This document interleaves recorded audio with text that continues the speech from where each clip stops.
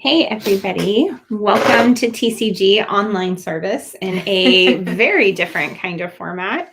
We're going to give everybody just a minute to jump on, and then we're going to jump in and get started. So go ahead and kind of get comfortable, and I'm excited you're here to join us tonight. So we're just making sure everything's working. First time, so let me make sure it's started. So yep. Go ahead and kind of... Okay, we are on and we are good. All right. Hi, Holly. Hi. So in some ways, this feels like backwards motion from when COVID started and we found ourselves sitting in front of a computer screen trying to connect with people. But in other senses, this feels like a whole new season for different reasons, still hard reasons, but also really beautiful reasons. And so tonight, for our online service, I just want to kind of talk a little bit, not so much as a sermon, but more as a conversation. I've kind of invited Holly to process some thoughts with me over this week and some of the things that we've been doing, some of the why behind why we're sitting in this format again. And so for those of you that are joining us for the first time and maybe not quite sure why we're not doing our regular service, we made a really big, hard decision out of a lot of love a few weeks ago and announced that decision. And that decision was simply that we would not be holding any in-person services at TCG until April 1st. And so we felt like in this season of great need in our city, as we looked at the crisis cold weather system that was being assembled and put into place, one of the needs that just really weighed heavy on our hearts was for families, and the fact that there was still not a crisis cold weather shelter option for families in our city, and that pretty much every option either was full to capacity or required families to split up during a season that was already really hard and really traumatic. And so we made the decision to open our building as a permanent cold weather shelter for this winter. And by permanent, what I mean by that is it's not going to be weather dependent. So we'll be open every single night, irregardless of temperature, and irregardless if we have families that show up or not. And so this last week, we officially opened our doors for that on November 1st, so Tuesday. So let's talk a little bit about what has happened this week and how we've seen God moving, and kind of maybe where we have, I know I have felt some lessons just in the holiness that has whispered to my heart this week. I know there have been different lessons for you. So let's first talk about what has happened, and then let's maybe talk about how that hit each of us a little bit differently. So will you kind of talk a little bit about family shelter and what your week has looked like? Yeah. Well, for those of you who don't know, family shelter was really an idea that we were processing because, like you shared, the need in true TCG fashion, with so many different outreaches and spaces. We knew like there needed to be some funding to help support that. And so we did apply for ARPA funding, and we were shocked and humbled that we were that was announced that that funding would come for family shelter. But the space that we have found ourselves in is that the official city vote for that city council vote is in the middle of November. And so with cold weather season that officially started November 1st this year, which was a little ironic because this week has been beautiful up until today. And so that has felt very for the first time in a long seriously, time. It has felt beautiful because I love the warm weather. I'm grateful for that, but also kind of odd for that to be the official start of that season. But we knew that, man, it's gonna hit, cold weather's gonna hit. I mean, it did today. Like, it's gonna hit fast. The need we know is out there, and so we just decided like we're gonna find a way to open without that funding yet. And so I think one of the things that I've really seen this week is that we've opened every day this week, starting on Tuesday, which was officially November 1st. We have been so humbled by the volunteers that have signed up to come and be part of that. And I think one of my favorite pieces, there's been a lot of spaces, a lot of people that have said, I want to help in this capacity. And it's not just like I'm passionate and I am sympathetic. It has been a lot of people that are like, I have some lived experience in this area. It's been a lot of people that have been like, I live that, and I received some help, and now I want to give back. And so that's been really humbling. We've had meals every single night donated. We've had, I mean, Amazon boxes are still showing up at my house for supplies. And so I think one of the first lessons has been that since we've been open every single night this week, as my days have been filled with phone calls and text messages and talking with families, talking with social workers across our city, talking with organizations that are working with families that are in places of crisis, I've just been really humbled by the community support that we've had. And so that has been a beautiful action that we've seen, and something that I feel a lot of hope for as we now, like today being the first official day that has felt really cold as we enter into this season. Yeah, absolutely. So you talked about being on the phone a lot this week, and you've had, I think, more than 10 phone calls this week from different families that have had different needs and different things like that. I want to talk first of all about something you and I talked about, I think, last night, which is the relief, even if I'm not coming, the relief of knowing that there might actually be an opening and an option. And like I just keep thinking of that verse in Ezekiel where, Ezekiel prophesies and talks about breathing life into dry bones. When you are in need and you have to keep going from place to place to place to place to ask for help, and the answer continues to be, no, there's not room. No, there's not space. No, there's not resources. No, you don't qualify. No, you would have to separate. Just like the life just starts to drain out of you. And that feeling of dry bones is kind of what I tend to picture when we see families and individuals in those spaces of just being beaten down by the word no. And I want you to just maybe talk for a minute about what hope sounds like when you're talking to someone and you say, we would have a space if you need it. Yeah. I mean, I think since Tuesday, because one of the things we were very cautious of is we were very careful to not release information about this, because we recognize that if you release information too much in advance, then you have people that are like, oh my gosh, thank you, I need this right now. And we wanted to make sure that when we released it, it was like, here, we have this, like, you can come and have this space, because of the disappointment that can come with that space. And so really we hit the ground running Tuesday by sharing that with as many people as we possibly could. Since Tuesday, we have talked to 13 families. We've had 13 and multiple conversations per family, for the most part, or referrals. I think something that has really struck me has been the amount of calls that I've had that have been so like people that are so intentionally planning. It's been parents that are like, well, I have something this week, but next week I need to figure out what to do next week. I have something through the weekend. I need to figure out what to do come Monday.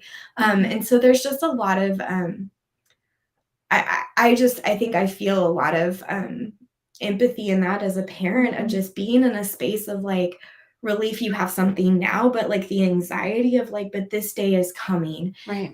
We've talked to people that are being evicted next week. We have talked to families who are leaving domestic violence situations. We have talked to families that are have chronically been homeless and are anticipating colder weather, and their situations are not ideal, and they want to keep their kiddos safe. And I think the thing that has always struck me is like the amount of anxiety you must feel when you don't have a plan B, when you don't have this, like, even if our shelter is not the most ideal situation, the fact that it's something to fall back on if other things if that rug is pulled out from under you.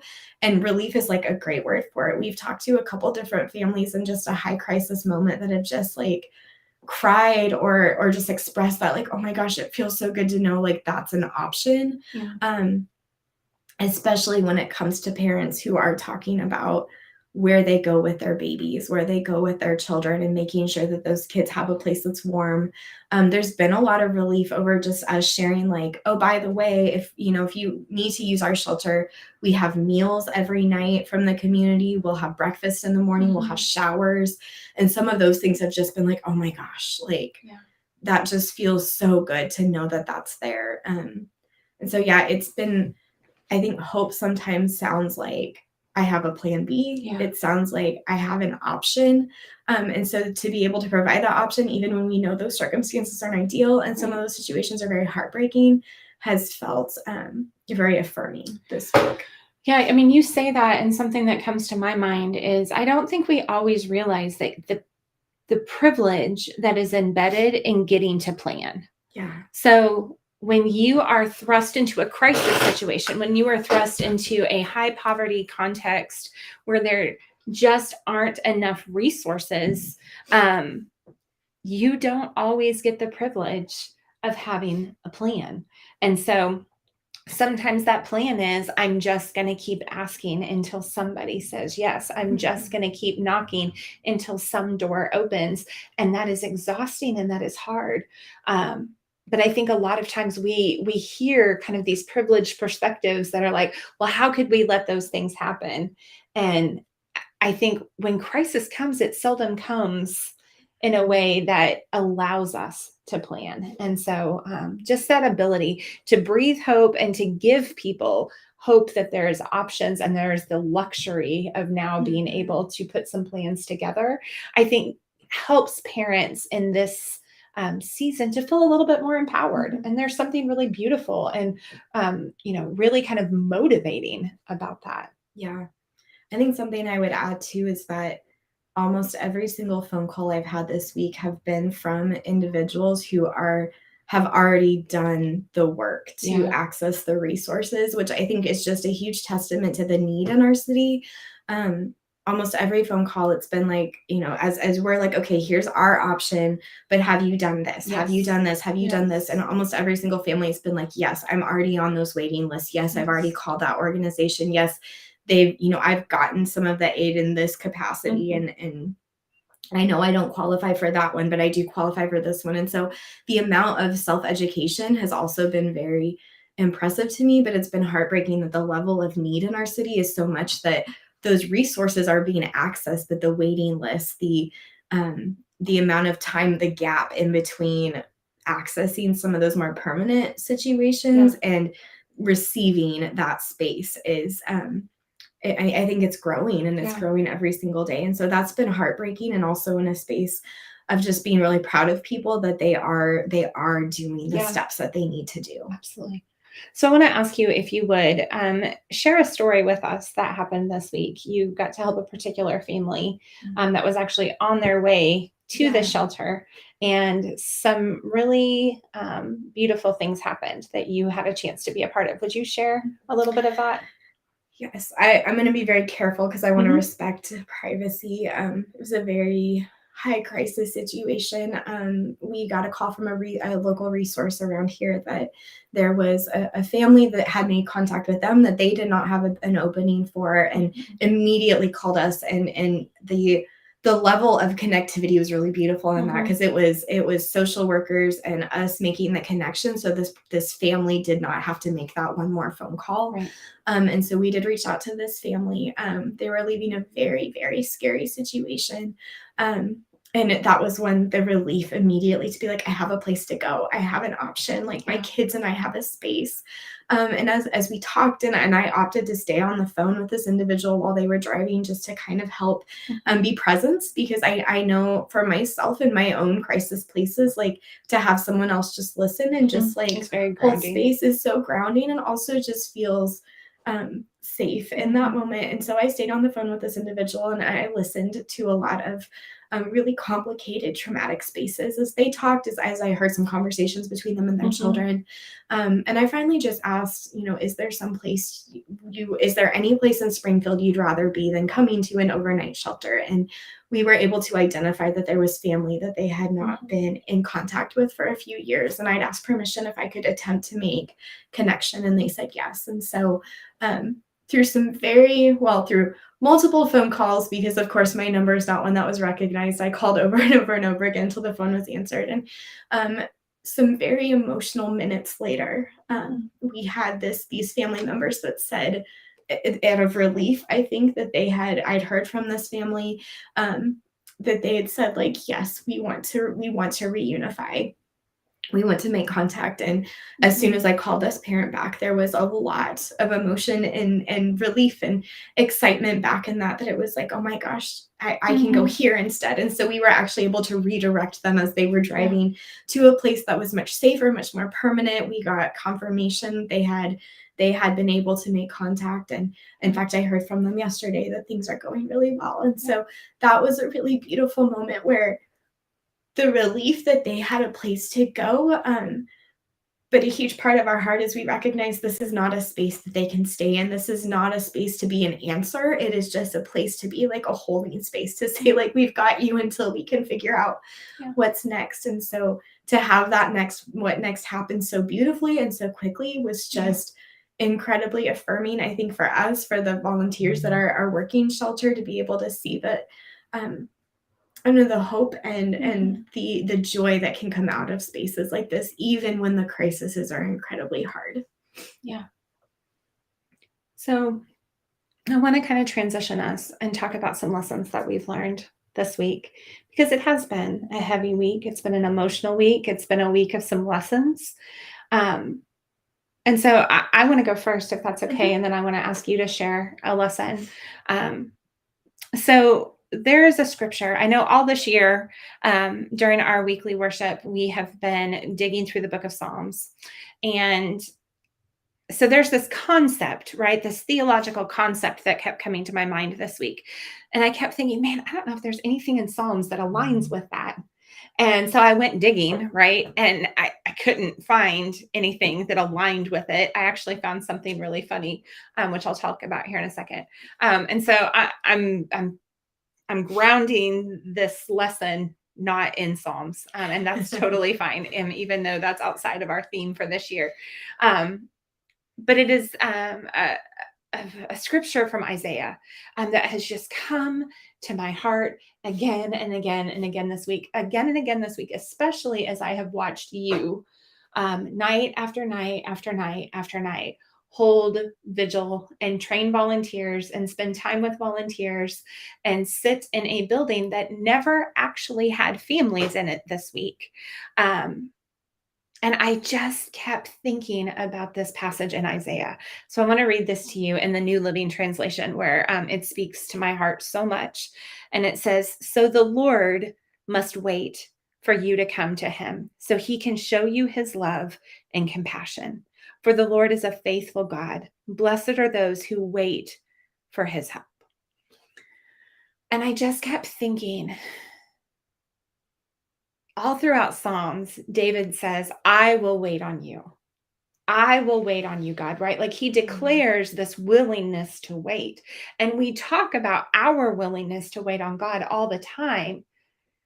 But I don't know that we spend enough time in the church and theologically talking about the concept that God also waits on us. And there is something so incredibly paternal and compassionate and intimate and beautiful about that fact that God waits for us to want him, that God waits for us to need him. And honestly, I just felt like, Holly, as I watched you and your team night after night after night after night this week, I just felt like you embodied that theological concept so beautifully, that even if nobody was in the building, I'm waiting to be needed. And we're still going to be here and we're going to hold space for the need.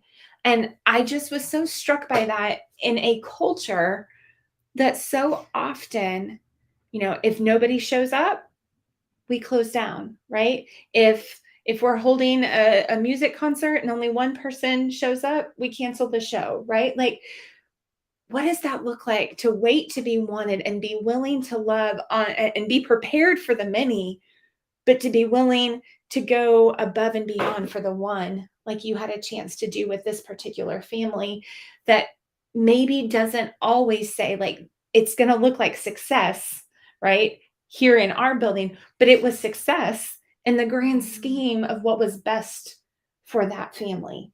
And so, man, God has just really, really, really kind of like spoken to my heart and my spirit this week about that in a way that was just really rejuvenating personally, that God waits for us. He waits for us to join. He waits for us to slow down our activity and our franticness enough to just listen and discern what God is already doing around us, what God's inviting us into. And that's what we've been talking about the last few weeks here at TCG, is discerning those growing edges where God is beckoning us to join in the holiness that is trying to be created and into the practice of creating and innovation. And I'm so grateful for the example that you have set this week in reminding us what that looks like to hold space as a form of love, and to hold space as a form of hope, and to say there is space, there will be space. We'll figure out ways to continue to expand capacity if we have to, because we know the need is there and we can't let the need go unmet. And I think that just so beautifully honors that same heart that God has for us, that says, I'm here. And, you drew me a picture once. It's actually right up there on my shelf. One time I was preaching in Florida, and Holly had gone with me. And this was a long time ago. Holy cow. But I just remember inside that church, we saw this painting, and it was Jesus holding up the I love you sign with a nail scar in his hand. And you came back and you drew that for me. And that image is just so embedded in my head. And when I think of Isaiah 30, verse 18, that God waits to be wanted, I just almost picture these two I love you symbols with nail scars in them, just like holding out their hands and just waiting to grab a hold of us when we reach out, when we're finally ready to leave a hard situation, when we're finally ready to get help and to cling on to hope and to try something different and to let new people in and trust that maybe people really can help. And so that is the concept this week, I think, that has just really, really spoken to my heart. That's beautiful. Yeah, I think some spaces I've leaned into this week, very much that place of, I don't want our building to have to be used. Like, I don't want us to have that need in our city at all. And sharing that, like, I hope the word gets out to the people who need it. So, like, when you're hoping for families, it's like, I'm hoping that if there is a need, that this information of how to contact us and access us is available to them.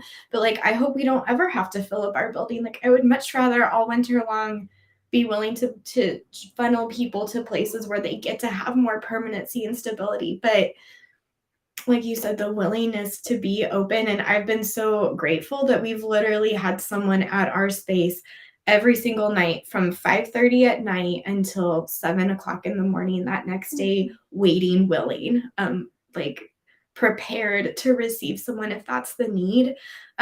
And so just the amount of radical compassion that is poured out of our volunteers to be like, I'm willing to sit here and just wait. I've had some that have been like, I'll bring my homework and sit. I will bring some work I have to do. Like, can I just, I'll clean the building and get some tasks done.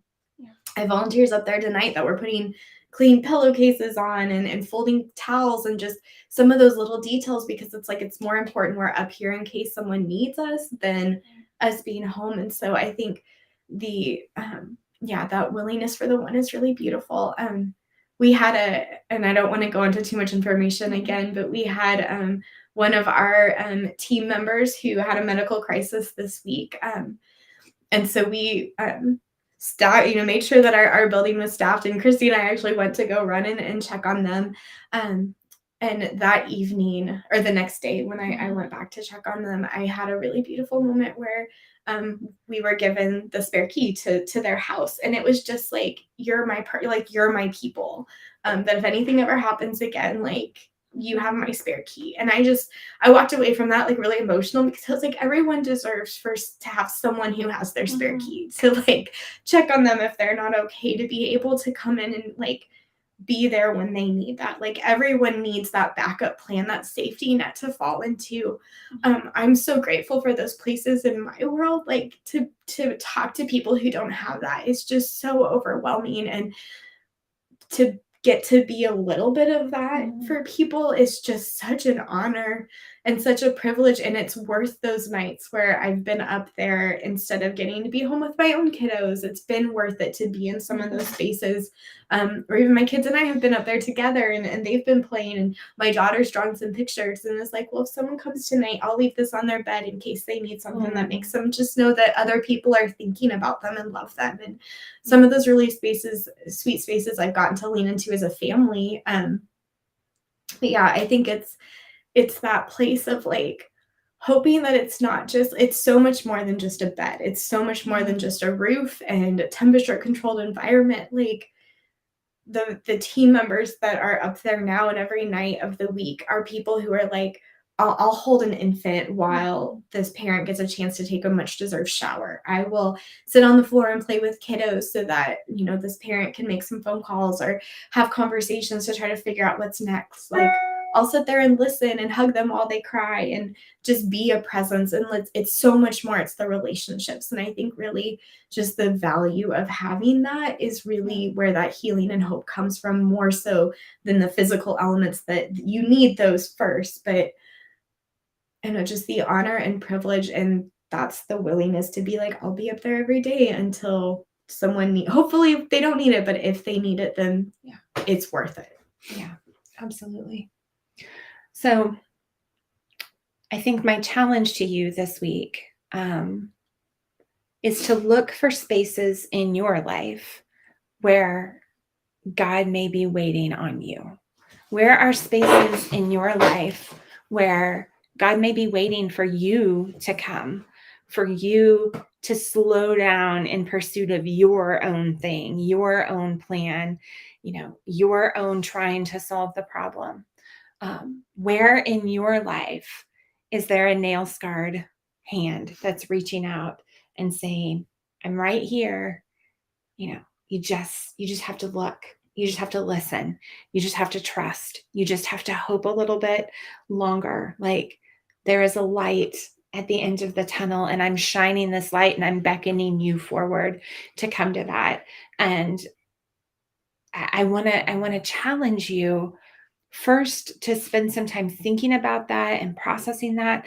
But I also want to challenge you to cultivate the courage to reach out in that moment too, to lean in to the love of God in that space, to lean into the compassion and the mercy and the grace and the goodness that is God in that space, that God waits to envelop you in this holy hug that says, you are my child. I have known you by name. I know the number of hairs on your head.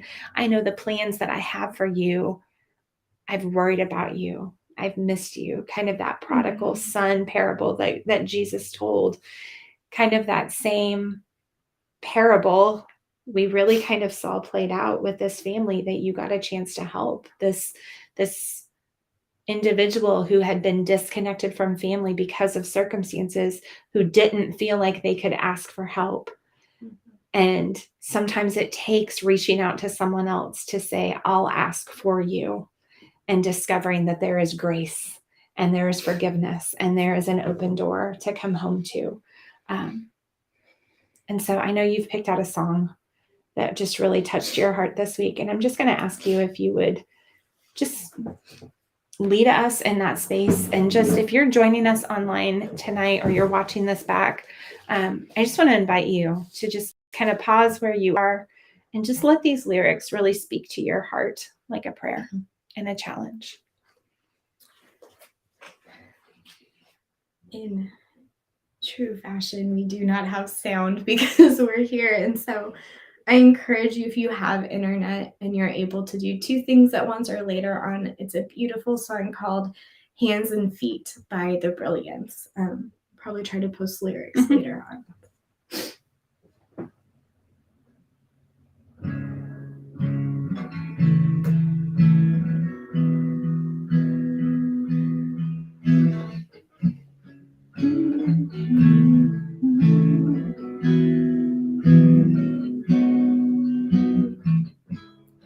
For all the strides we've made, for all the blessings we've fallen away from, from truth.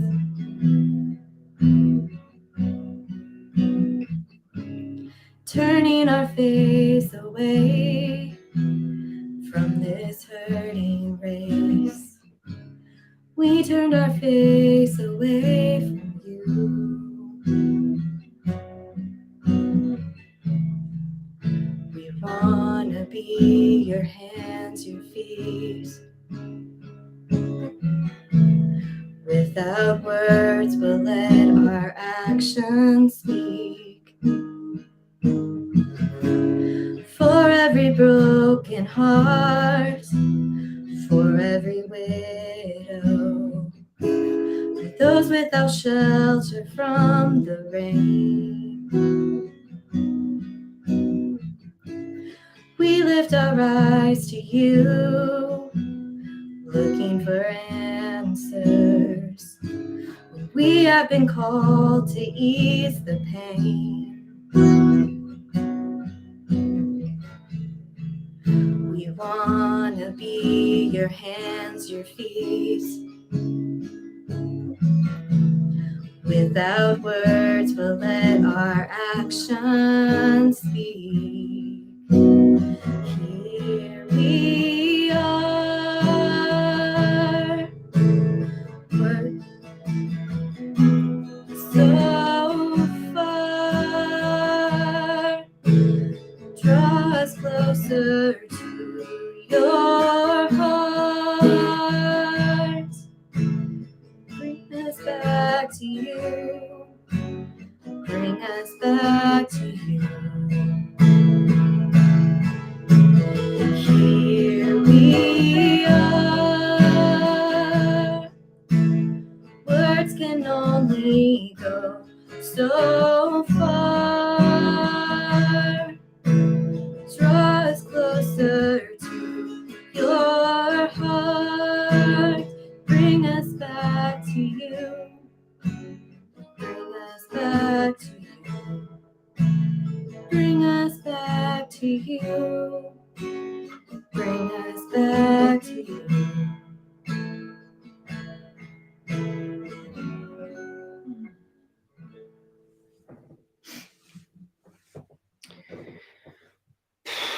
You sing those lyrics and I think of like what we just talked about and the beauty of God welcoming and beckoning us back to him individually. But to be honest, I also think about it collectively as an invitation for the church to turn back and listen to the things that matter to the heart of God. I get criticized a lot for being really hard on the church, but I'm really heartbroken over what the church looks like and what the church settles for. And I'm really heartbroken that in a city with close to 2,500 people without shelter, that we're only going to be able to offer cold weather shelter beds to maybe 10% of them this year.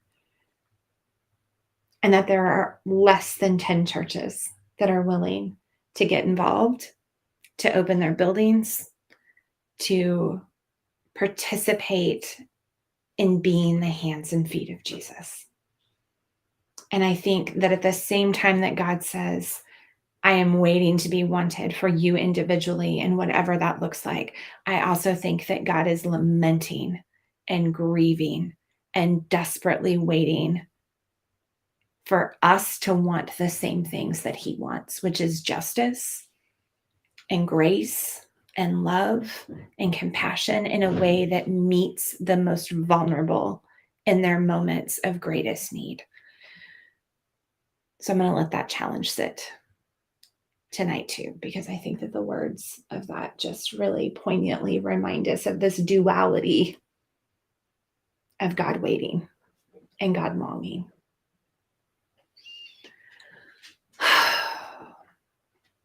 I miss seeing everybody, but I do believe, like I said last week in our last service in person at TCG for this season, we talked last week about the psalm that talks about as we go out with heavy hearts, and we sow seeds in despair, may we come back rejoicing with a harvest. And I know that we are going out into a season of more isolation, of less connection. But I want to challenge you to lean into this season as what could really be a very intimate, a very beautiful season of discovering where God is waiting to meet you in those spaces that are a little bit quieter and a little bit different and a little bit different pace. And I think sometimes we need that to hear differently and to see differently and to do differently. Any last thoughts from you? I think so. Okay. So real quickly, your TCG top 3 for this week. Number 1 is to kind of follow up on that challenge that, we all need to be doing something, right? We talk about it all the time. We can't do it all, but we can all do something. We have issued a challenge for the month of November. November is Homelessness Awareness Month. And so we have issued what we are calling the November 2x2 challenge. And it is incredibly simplistic in its design. Simply go on to theconnectinggrounds.com, and under the outreach tab, you will look down and there is a option there to click on the November 2x2 challenge. When you open that up, you're going to see a form that has all kinds of different ways for you to volunteer in our community. And we're simply challenging you to pick 2 and just say at some point over the course of the winter between November and the end of February, or the end of March, the end of March, I'm going to do these 2 things at least one time each. And then once you've taken it, copy that link and go to your Facebook page and post that link there and tag 2 friends to do the same thing too. Because I think it's really critical that we find ways for us all to get involved and to do something. So our question to you all, to our community, to our city leaders, to our educators, to our law enforcement officers, and especially to our faith leaders is, what are your 2? Will you be willing to take that 2x2 challenge and be the hands and feet of Jesus in some capacity this winter? Coffee and questions. You want to talk about that? Yes. Probably one of my favorite things we do at TCG is our coffee and questions. And so Monday nights, we actually have 2 different groups. We have one for teenagers, so anyone that's 18 and under. It's processing group. They call it processing group. It's a different name, but it's essentially the same thing. And then at the same time, we have for the adults to hang out. Both spaces are spaces that are just meant to be connection points where anyone can come. They can bring any question that's faith related, political, like community related, anything, literally anything. We talk about everything. It goes from super serious to like hilarious conversations. And it's just a place to just be real and be honest and connect with other people. And so that happens every Monday at 6:30. Currently, it is still happening on our TCG property we're just happening in our Family Connection Center and our little garage space, which is our teen space, but it's still the 43-41 parking lot area while shelter will be going on. But I invite you, if you need a place to come in person too, you need to make that connection. It's just a really fun way to connect to people, but I promise you there'll be some really good discussion points. Yeah, absolutely. And the third thing for our top 3 this week is make sure you mark your calendars for November the 20th. We've got 2 events happening on November the 20th. One of the things that we promised is that in this season of being virtual so that we could use our building in this different kind of way, that we would do a once a month gathering with our TCG crew. And so November 20th is our first TCG crew gathering. We will be having an early Thanksgiving dinner that we will be serving at the Outreach Center that evening at 5 o'clock. And so would love for you to join us. If you're in our TCG crew Facebook group, then we're going to be posting a sign-up sheet earlier this coming next week for you to go ahead and start thinking about what you want to bring, side dishes or desserts or all those good things. And then also on November 20th, we will be having our first official in-person meeting of book club with our new title that we're reading. So we are reading the book, The Other Wes Moore by Wes Moore. It's a phenomenal read. I think I'm on chapter 8 right now, and it's just really, really good. If you can't get the hard copy book or paperback book, it's also on Audible, and the author reads it, and it's phenomenal. So I was listening to part of it. I kind of go back and forth between the book and the Audible, but it's a really, really great book. So we're going to be talking about part 1 at Big Mama's on November the 20th at 1 o'clock. So if you want to join us for that, we would love to have you too. So, all right, everybody. thank you so much for joining us for our online service this week. We'll be back next Saturday night at the same time, 6 o'clock. If you want to join us beforehand, normally when we were in person, we did dinner at 5 o'clock, and it was kind of our time to do our version of communion, which was, enjoying dinner together and just kind of celebrating what we believe Jesus was calling us to when he said, do this in remembrance of me, was to obviously eat and share a meal and drink and remember that he laid down his body and he gave of his blood for us, but also that he called us to the table in relationship and community. So to still get to participate in that, if you want to, we do open up a Zoom room at 5 o'clock before service. So if you would like to be involved in that, shoot us a message. We'll make sure that you are in our TCG Crew Facebook page so you get that link. All right. Bye, everybody. Have a good week.